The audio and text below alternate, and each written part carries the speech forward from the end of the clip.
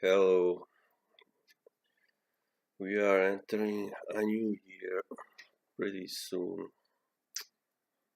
and this year has been very turbulent, as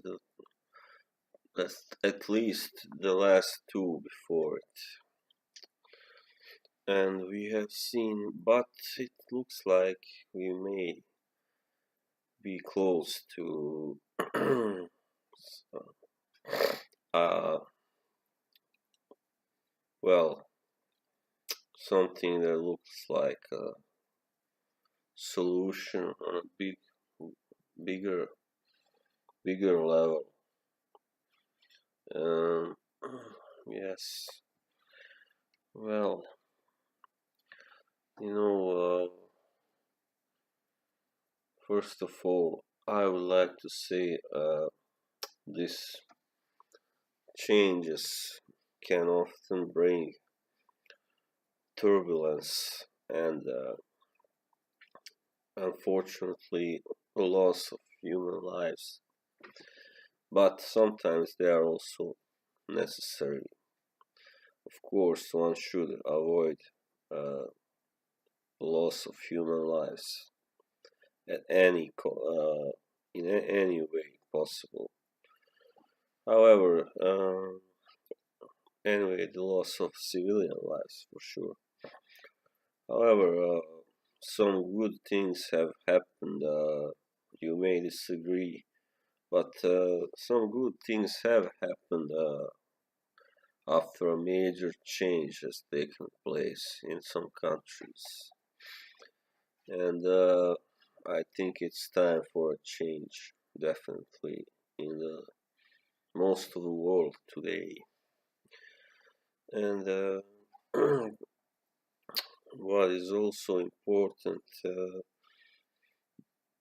is voting. Well, not many people,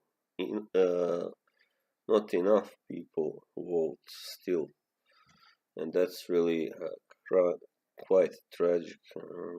Because when you have 70% of a nation, you know, only around 70% voting, then those who win by 55% of the votes, they have really just won like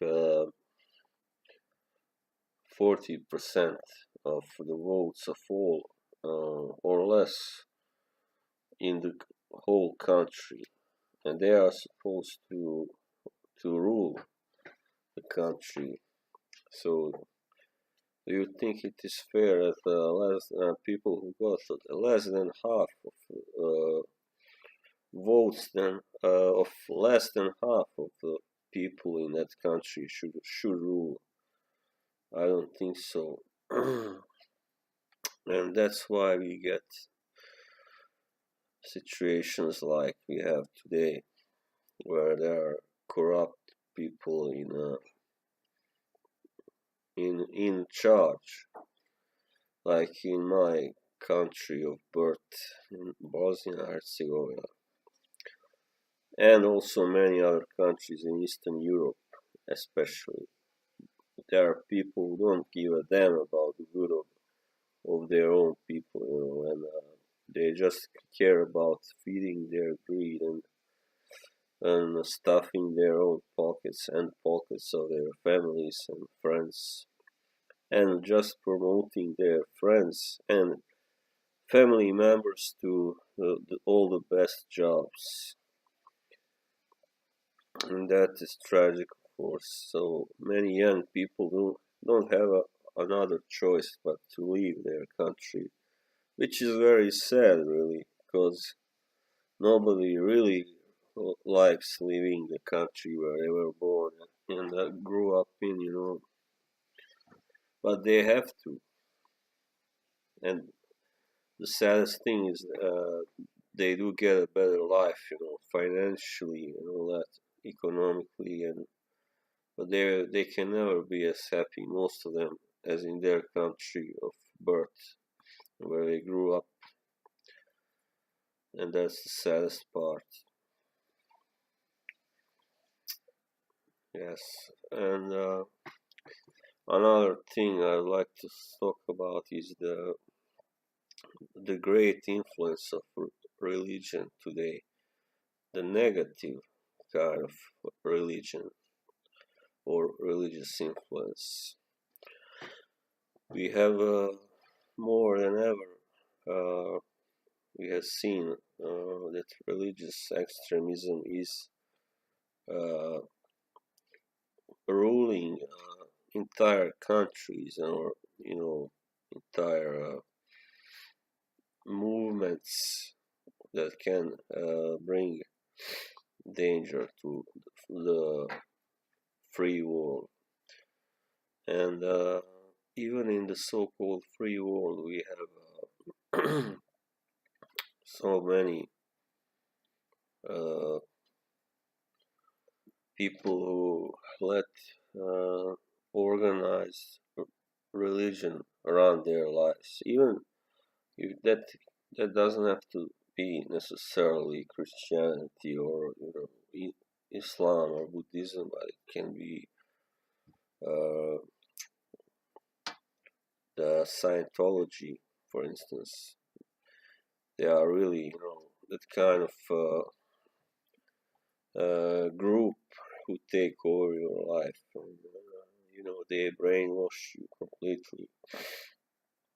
I think people should learn to trust and rely on themselves and their own intelligence and reasoning instead of just listening to what somebody else is telling you. And if someone who is reading from a holy book, uh, and we must not forget that these texts were written really, really long ago, and they really don't have any kind of or very little relation to our time, and they can't be applied in our time really, because times change,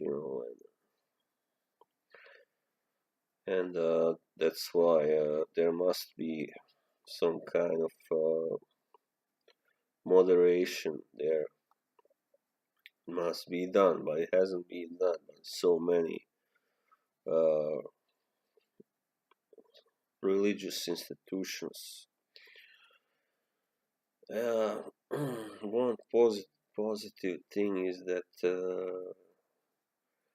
right here in Norway, where I live, we don't no longer have the state church, because I always thought that was really kind of uh, well, quite laughable even, because most of people here don't even go to church except when they get married, So like 80 or 90% don't go to church except if there's a wedding or something, or a christening or something.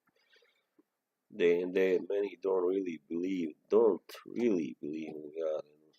So it was a really good decision to get rid to abolish the state church for whatever reason it may have been done. And yes, the next year, 2017, looks to be a year of great change, I think, and, because we now have a new president or we are soon about to get a new president in the United States, who seems to be who is a very polarizing person. But no matter what you think about him, personally, I think at least he can do a good job with the economy, which really needs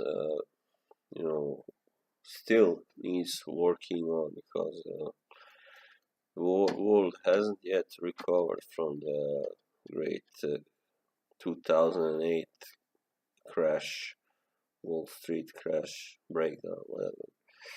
And I wonder, the good thing, of course, the best thing about him is that he will make those very strained relations with Russia less strained, hopefully. Um, and since he's not really a career politician, that can also be a good thing because, of course, he lies and he has lied, but not as much. He's not as accustomed to lying as politicians, really, I think. Uh, you know, but because if you are a really successful businessman, then if you lie, then how are you supposed to get partners and clients? Nobody will trust you. Nobody will want to do business with you. So you have to have a certain degree of honesty about you.